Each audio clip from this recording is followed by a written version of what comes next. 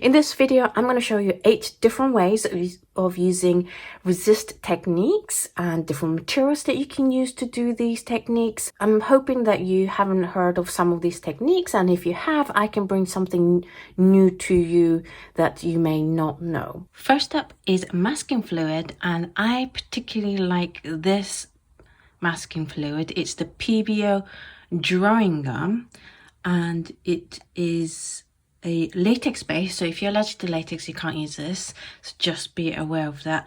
The reason why I like this one over other brands is that I've figured out that this is fluid enough that I can use it in a dip ink pen, which is awesome because you can get really nice tiny details and really intricate designs on your paper. Of course, you can use brushes and one of those silicone applicators. You can use anything with this, but this is why I choose the Pebeo one in particular. It does have quite a strong smell though, so if you're sensitive to smells, then do wear a mask and have your windows wide open. It does require a little bit of practice to get used to doing this masking fluid with a dip and ink pen, but once you can get used to it, you can get some really fine details that you wouldn't necessarily normally see in a normal watercolor, so it will give you a unique edge to your art.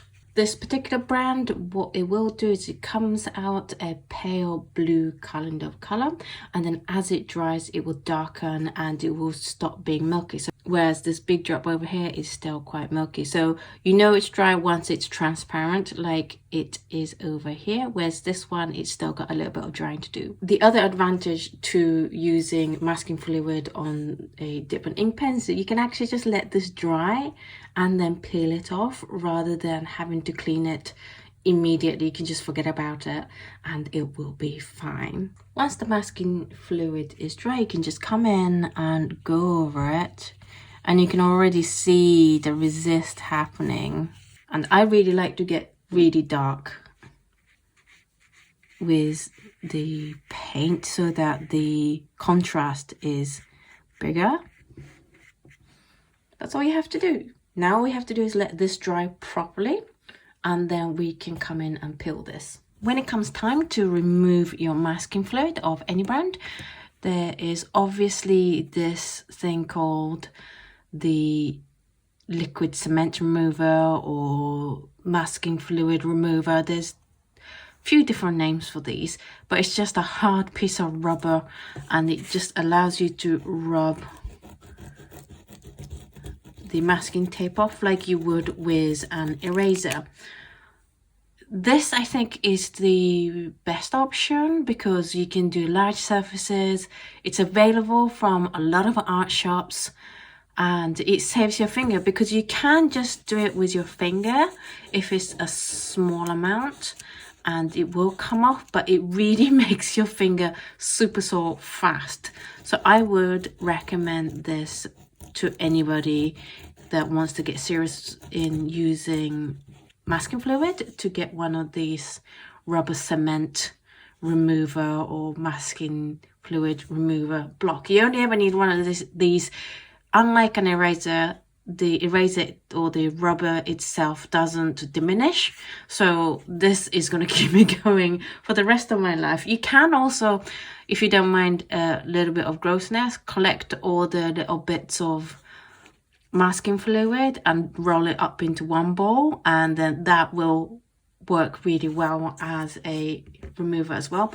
Another thing that you can use, this is the Maxon by Holbein, and it's designed for use with screens, you know, one of those ones that comic book uses, and this is also really good at removing masking tape. As you can see, the flat bit is just perfect and it's really nice and smooth as well, so it does a good job,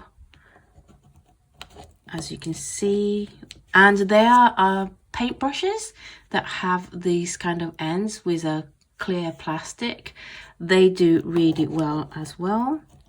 The only thing you got to watch out for is that you keep this very flat to the paper because the tip is a little bit sharp and it can scratch your paper if you're not a little bit careful. But for big areas and for most jobs, this does make the whole thing easier, like that. The more connection you have with the lines towards each other, the easier it is to rub off, because you can just like peel it off if it's something like this. Next one is masking tape, and I know you guys know a lot about masking tapes already, but did you know you can find some very thin ones? This one is a 3mm one, and this one is a 1mm one, and you don't normally see this in art supply shops, which is why I wanted to mention this, because I thought this would be something that hopefully will be new to you. But you can get these if you head on over to your modeling craft kind of shops that sells model planes and model cars and model trains and stuff. In the customization area where they sell all the brushes and the paints and stuff, they usually have these really thin masking tapes, and you can get even thinner ones in Japanese brands like Tamiya. Does even thinner ones, like 0.5 millimeter, which is great if you are looking to do tiny details.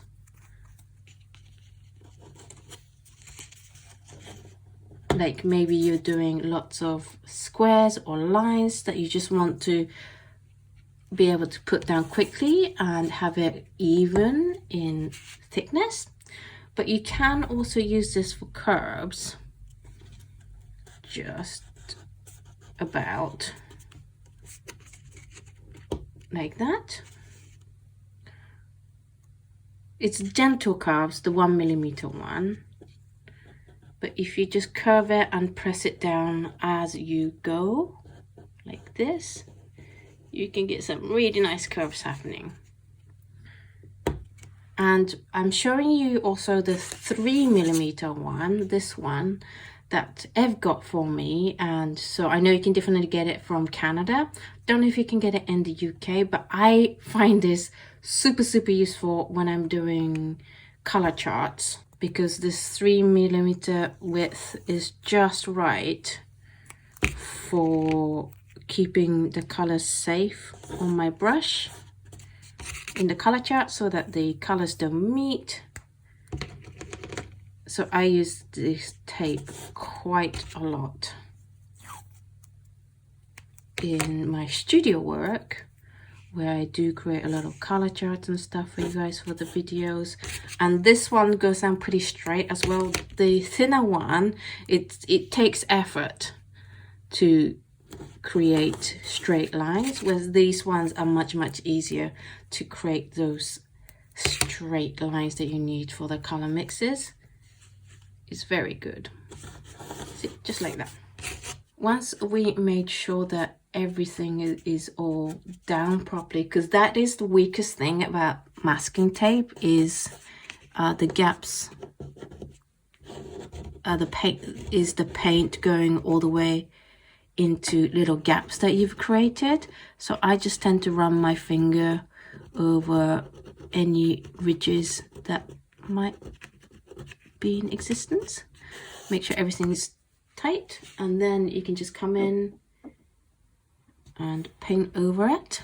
And sometimes when you got lots of tapes down, you just got to make sure that all the paint goes into all the nooks and crannies. Once the paint dries, you can just peel it like you would with a normal masking tape. If you find, I've not really experienced this, but if you find that it is pulling up the paper, you can always warm it up a little bit with a drying tool or an embossing drying tool, one of those heat guns for crafts rather than for DIY for stripping paint. Don't use that one. It just kind of softens the glue and it won't rip the paper up so much. But yeah, You can see how this would be really good if you're doing lots of color charts. It just saves my life so much. The next thing I have for you is a masking film, and it works the same principle as the masking fluid and masking tape, in that you put something sticky and non-porous onto the paper, and that's going to do the resist. But this comes in a film format, and you can get these in sheets and rolls. This is the smallest size. It is the 15 by 10 inch, but you can get up to a 25 inch to a 20 by 25 yard rolls, so you can get huge ones. And these are wonderful for covering big areas. You know, if you want to cover a large area in a large painting, or even a small painting, you don't want to use masking fluid because that's going to take forever to paint and dry and stuff. You can layer masking tapes down on the page and then cut around, but it's still also faffy. Whereas with this, you can just cut with the scissors, whatever you like. You can be as careful as you like or as carefree as you like, and just cut through it. It cuts very easily. And because it's transparent, you can get like a font and follow it. If you have it high contrast font, then you don't even need a light box. But if you want to use a light box, you totally can, to just follow that and cut your frisket exactly to what you want. I've also seen people put the sheet down on the paper and then they cut the sheet on the paper. I'm not going to do that because I worry too much about cutting into the paper itself, because I am very clumsy and I am likely to do that. But as you can see, it cuts very easily. Here's the sheet. It's just like this kind of sticky back plastic that you use to cover your school notebooks with, and then you can just stick it right down. So you can see that this has very good potential for use in wide range of things, as well as being able to cover a large surface, which is something that is quite useful to be able to do. I'm going to put another one down for you. They do say to test your frisket on new paints and paper to make sure that there's no residue left or it doesn't pull up the paper. So that's definitely a good thing to do. It's a good thing to do with all of this peeling off versions of resist, is to test it on a small piece, because I once did a huge painting and used a frisket, and it just peeled half the painting off with it, and I think I cried and sent a photo to Ev, and she had to give me lots of sympathy. So that is the masking sheet. It's quite nice also that you don't have to wait for something like the masking fluid to dry first. All you have to do, you don't have to wait for this to dry. Look how good this is at resisting. And you get a nice crisp edge. Oh, I can see I've got bleed. I didn't tape it down well enough. So let's tape this side down a little bit better, hoping that we don't get as much bleed. Sorry about that. There we go. Yeah, I'm gonna get a lot of bleed. So this is a lesson of what not to do. Make sure you press it right down even more. Peel this off. You can just peel it off easily. Now, as I said, I messed up. I didn't press the edges down properly. I didn't realize how much you should press down. I was worried about it sticking. It's very low tack. It's lower tack than masking tape, so you can really rub it into the paper and it will come out fine. This area I did press down because I panicked and go, oh no, the paint's seeking in. So when you're using a masking sheet, definitely rub the edges down very carefully. See, I rubbed this line down so you would get a nice straight line. Next up we have candles, and I think most of us have done this at school, where you got a candle and rubbed it onto the surface of your paper. So what I'm going to show you here is just quickly going over the paper with the candle itself. But what you can also do, and it's very interesting to do this, is do batik. You can do batik on paper where you melt the wax and you get a batik pen. It's like a little ink pot with a spout at the end, and you can also do that onto here as well. But this is quick if you just want a rough crayon-y kind of look to it. But candles also have further potential if you want to take it into a really unique look, and you can get crackle looks and stuff. It's really, really fun stuff to play with. With the candle, you don't have to wait for things to dry. You can just go right in. Look how well it's resisting.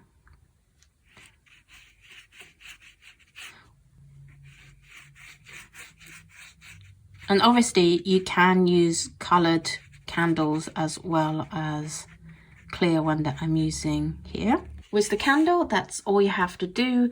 You can just leave the wax on there. If you want to get rid of the wax, as I said earlier, newspaper with a low iron setting will absorb some of the wax off, but you're not going to get the wax completely out of the paper, so bear that in mind when you come to choose this method. And then similarly to the candle in that we've probably played with this at school is the wax crayon or the oil pastels. I've got a very posh set of oil pastels, but you can do this with Crayola. Any oil-based pastels will do this, and you can use any color. It doesn't have to be white. I'm going to show you two colors just to show you how it looks. It's really super easy, super quick. As soon as you put the crayon down, you can come in, put the next layer down. You can remove wax from paper by ironing them gently with a newspaper in between or any absorbent kind of paper in, but I personally don't do it. I just go with the look of the technique. I wouldn't use this if I didn't want this kind of look.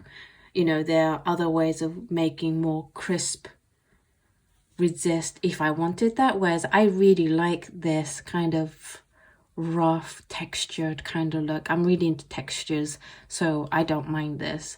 And the great thing with this is wax crayons always have rich colors and it shows up really nicely. However, unless you have clear crayon, and this is why I painted the background pink, so you can see how each technique affects the color underneath, is that you're not going to really see the color underneath coming through. Another wax-based thing that you can try is a wax-based coloring pencil if you have them. I am going to show you the Caran d'Ache Luminance range. I have a white one, which is what you would think of when you're doing resist, but I am also pulling out the blender bar because I think the blender bar is much better at this than the pencil. So let's give it a go. So it's pretty pale, and this is the one that's not going to show up quite so much. And then on the bottom half, I am going to use the Full Blender by Caran d'Ache. Again, this is a colorless one, but it's got a lot more wax in it. It's just pure solid wax, I think, because there's no outside and inside or core. It's just the full thing is wax.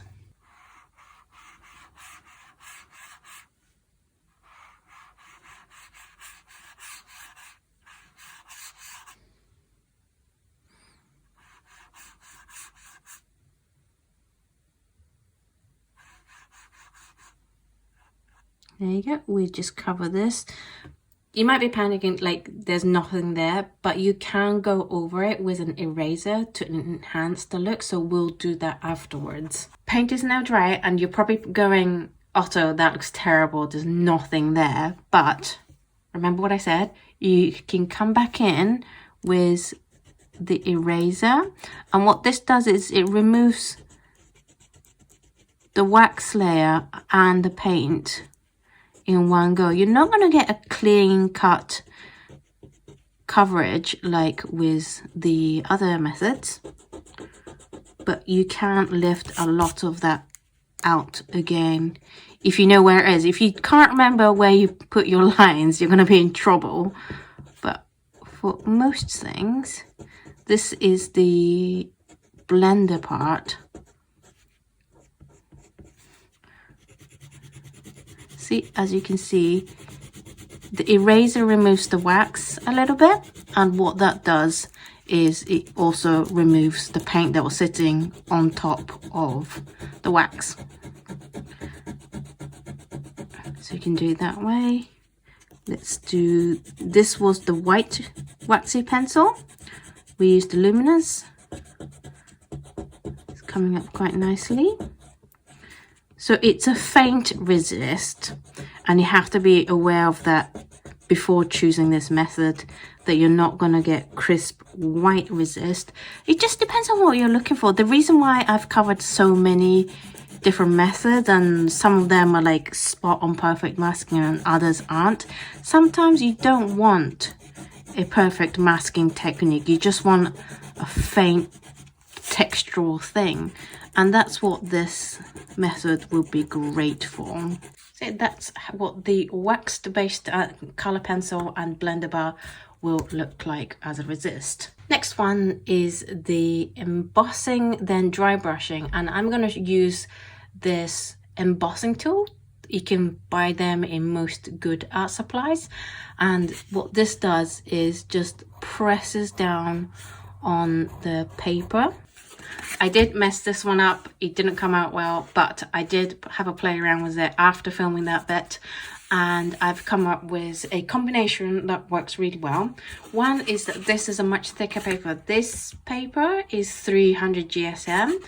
This is like 565. It's the Buckingford, it's the thickest one, and that allows you to make deeper grooves, and that will definitely help. Also, I did lots of different patterns, and I found that one direction of lines works better, because what happens is you get the best result doing this if you can run your brush actually along the line. So if you have lines going all over the place, it's going to get filled in more, whereas if it's just one direction like here, you hold the brush perpendicular to the line and then you go along the same direction of the lines you've created. Yes, it's a faff. Yes, it's difficult. Yes, it's not reliable, but I just want to show you guys this in case somebody is looking for this exact kind of look. And for the final tip, I'm going to show you how to use matte acrylic medium as a resist technique. Obviously, this is a technique you're not going to be able to peel off afterwards, but I once did this on a art course and it was so much fun that I definitely wanted to show you guys this as a technique or a different kind of art style that you can use with watercolor that also gives it a very unique look. So this, I'm using today the Liquitex acrylic medium, but any kind of acrylic matte medium will do. I would recommend matte over gloss, just because, but that is my personal preference. I like things matte rather than shiny and glossy because they're harder to film, but you might like the glossy stuff. All you have to do is just use a little bit of this and dab it with a brush and apply it onto the surface that you want to protect. So I have pink on here, and what I'm going to do is put it where I want it to stay pink. And when you're doing this, you are going to be layering watercolor medium and then more paint. So as the layer goes on, it's obviously going to be darker. The areas you're looking for to paint is where do I want the highlights to be, and then you're going to put another layer, let that dry. Obviously let the acrylic dry first, put another layer of watercolor, let that dry, come back with another layer of acrylic medium where you want to protect that area, let that dry. You keep going and you do layers and layers, and it's just a fun way of creating watercolor that looks different, but also it preserves all the highlights without you stressing too much about it.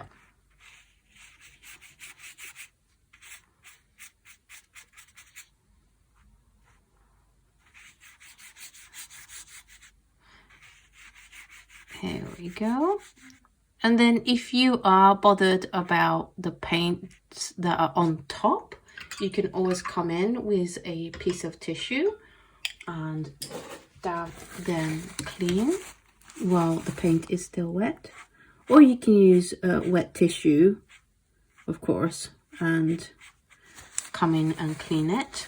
Or you can let this dry first and then come in with a wet tissue and just go over this and it will clean right up. The paint's dried on this one, and I put another layer on the acrylic medium so that you can see what it looks like on top of the darker wash, and then put another wash in, and it creates these lovely soft edges and ghostly looking kind of thing. It's not a perfect resist. You can see a lot of colors here. What I also found with doing the second layer, I just went in with a clean damp brush as you would with a lifting technique, and that lifted up a lot of the paint because it was already dissolved in water, and all you're doing is soaking that up off the masked area with the brush. And so you can see this was the first layer, these were the second layer, these dots are the second layer, so it's a little bit darker than these first ones, and then I put one here just to see what it looks like on top of each other. That's it for this video. I hope you found this video interesting. I'm sorry that I made a few mistakes, but mistakes is how we learn, and I personally never going to forget to rub the edges down, and I hope it helps you to remember to rub the edges down. Go, oh yeah, Oto messed up, so I don't have to. Thank you so much for watching this video. Do let me know which technique was your favorite, which one was new to you, which ones you are excited to try. Send me photos if you try them. I would love to see what you come up with. If you know any other resist techniques, please comment down below and maybe we can do a part 2 of it that is cloud sourced. Please like, subscribe and share this video if you found it interesting, and I will see you in the next video. Bye!